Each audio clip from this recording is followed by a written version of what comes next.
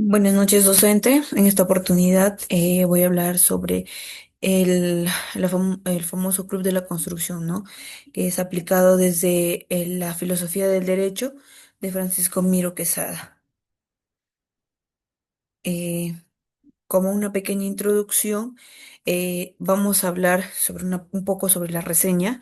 El Ministerio de Transportes y Comunicaciones del Perú representa uno de los núcleos administrativos más expuestos a prácticas corruptas cuando se examina su rol dentro del escandaloso caso del denominado Club de la Construcción.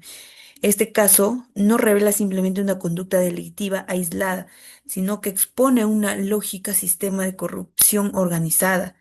En este cártel informal participaron altos funcionarios públicos coludidos con empresas privadas del sector construcción con el propósito de repartirse obras de infraestructura millonaria en procesos amañados que violentaban toda lógica de transparencia. Provías Nacional, entidad adscrita al mismo ministerio, se convirtió en un facilitador técnico de este mecanismo al permitir que los concursos públicos se manipularan desde su origen. El modus operandi consistía en concertar entre las constructoras qué empresa ganaría cada licitación antes que ésta se convocara públicamente. Las demás posturas simulaban competencia para cumplir formalmente con los requisitos de legalidad, pero en realidad todo estaba previamente pactado.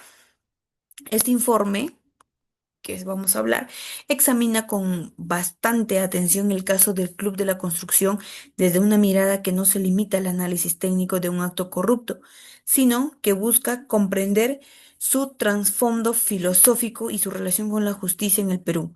Se parte de la teoría del derecho justo, formulada por Francisco Miró Quesada, para evidenciar cómo esta estructura de colusión organizada contradice de forma directa cualquier noción razonable de equidad y legitimidad estatal. La corrupción estructural no nace de errores puntuales ni de individuos malintencionados, sino de una lógica inconstitucional que se ha acostumbrado a funcionar con base en el engaño y el interés privado.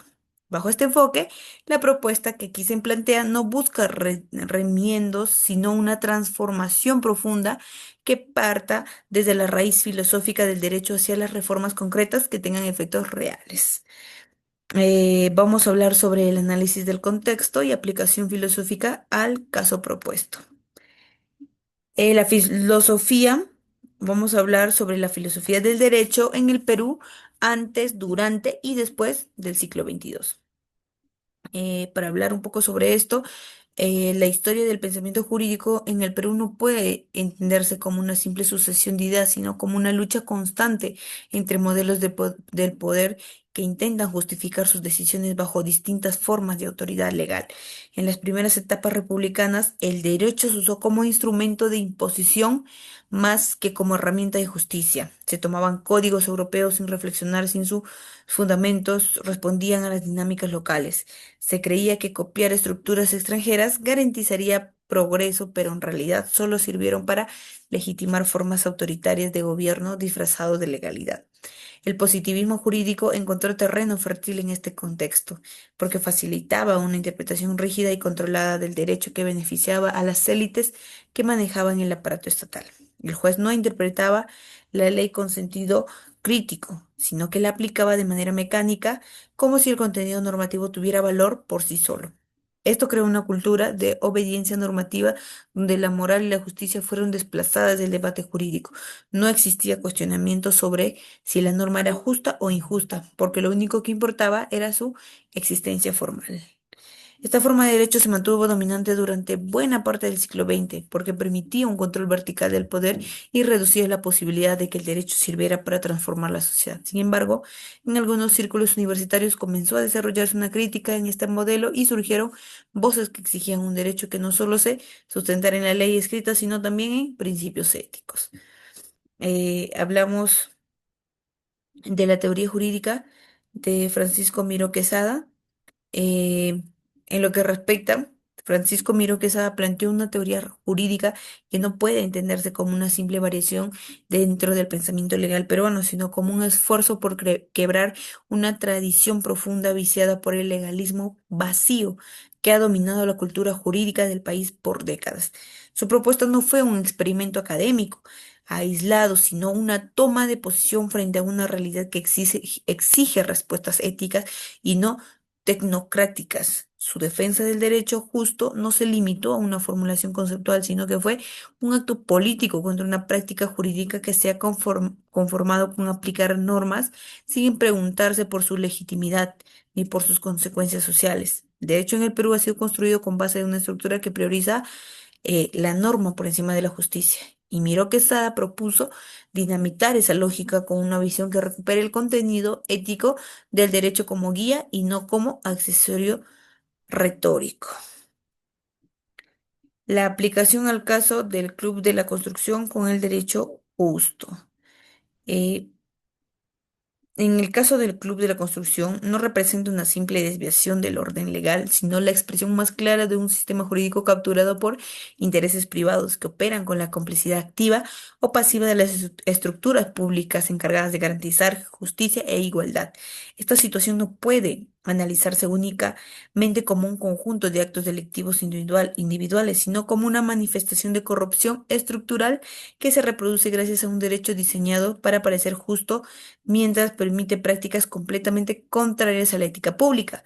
Lo que se evidenció en este caso fue un entramado donde empresas de construcción se aliaban para repartirse contratos estatales con el respaldo de funcionarios que no solo conocían el fraude, sino que participaban activamente en él. Como se muestra acá en la presente imagen, personal obrero ejecuta trabajos de asfalto en una vía pública utilizando maquinaria pesada y equipo de protección. Esta actividad es parte de los proyectos de infraestructura vial que se vienen desarrollando en diversas regiones del país. Esta red no habría podido sostenerse sin un marco legal débil, lleno de vacíos interpretativos que favorecen a quienes conocen el sistema y sabe manipularlo a su favor. Esta situación revela una desconexión grave entre la norma y la realidad, lo cual es exactamente lo que Francisco Miró Quesada cuestionaba con firmeza al afirmar que el derecho no puede limitarse a ser una estructura formal sin vínculos con la experiencia concreta de la justicia. Posteriormente vamos a hablar sobre las conclusiones.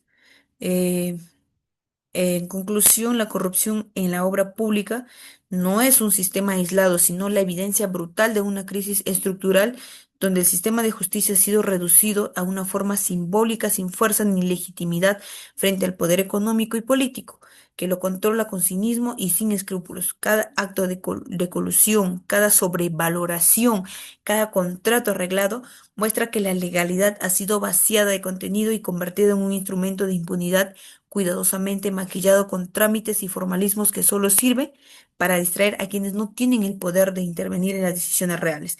La justicia en el Perú ha sido capturada por una red de intereses que simula legalidad mientras protege a los responsables de saquear lo público. Frente a este escenario, la propuesta de Francisco Miró Quesada no es una declaración idealista, sino una herramienta urgente para repensar un derecho que ha perdido su sentido más básico. Su idea del derecho justo no es un adorno filosófico, sino una exigencia política que obliga a cuestionar cada norma, cada proceso y cada institución en función de su impacto en la dignidad humana y el bien común. Como recomendaciones, eh, tenemos que fortalecer la formación ética y crítica en las facultades del derecho a nivel nacional mediante una reforma educativa que elimine el enfoque meramente técnico y memorístico, porque un jurista que permite normas sin cuestionarlas termina siendo cómplice de un sistema legal injusto.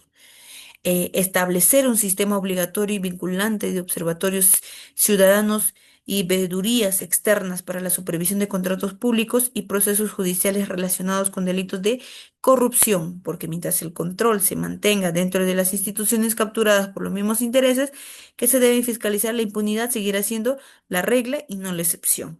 Y por último, reformar de manera urgente la normativa penal sobre delitos de corrupción agravada para eliminar cualquier posibilidad de reducir de penas beneficios penitenciarios o prescripción en los casos donde se pruebe colusión organizada entre empresas privadas y funcionarios públicos. Eso sería todo, docente. Muchas gracias.